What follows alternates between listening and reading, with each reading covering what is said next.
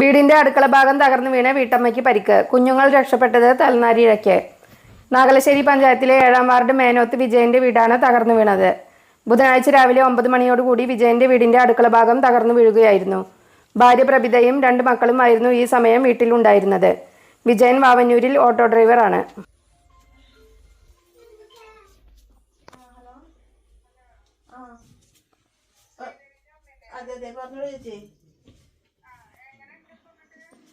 ആസ്പത്രിക്ക് പോകാൻ ചേച്ചി, ആസ്പത്രിക്ക് പോകാൻ നിൽക്കുക. അല്ല,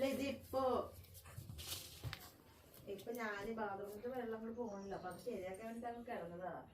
എന്ന ഭാഗത്തിന് തലയ്ക്ക് വീഴില്ല. അപ്പൊ ഞാൻ പുറത്തേക്ക് ചാടി. തൂണുണ്ടായിരുന്നു, ആ തൂണിന്റെ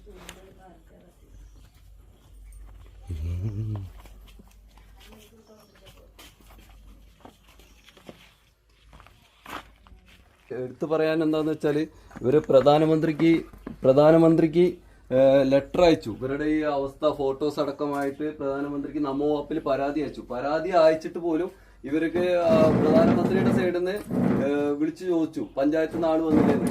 ഇവർക്ക് വിഒ ഇവിടെ ആളെ വിടുകയും അവരിവിടെ വന്ന് പരിശോധിച്ച് അവര് പ്രധാനമന്ത്രിയെ പോലും പഞ്ചായത്തിൽ നിന്ന് ഒരാൾ വന്നിട്ടില്ല.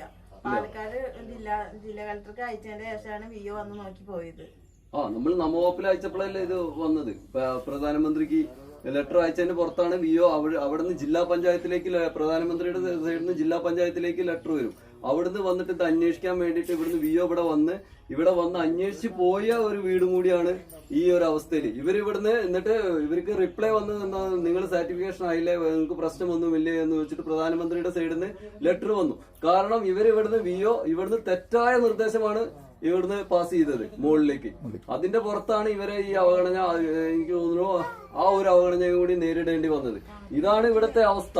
കാരണം നേര് കാഴ്ച കാണാണ്ട് എന്തിന്റെയോ പുറത്ത് ഇവരെ ഒരു പ്രാവശ്യം ഇവര് ബിജെപിയുടെ വാർഡ് മെമ്പർ ആവാൻ മത്സരിച്ച ഒരു ധീര വനിതയും കൂടിയാണ്. അവർക്കാണ് ഈ ഒരു അനുഭവം.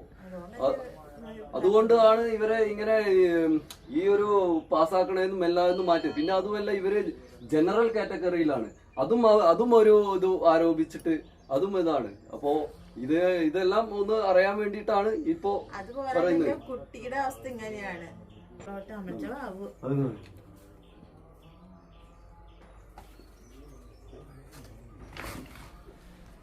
എന്തോ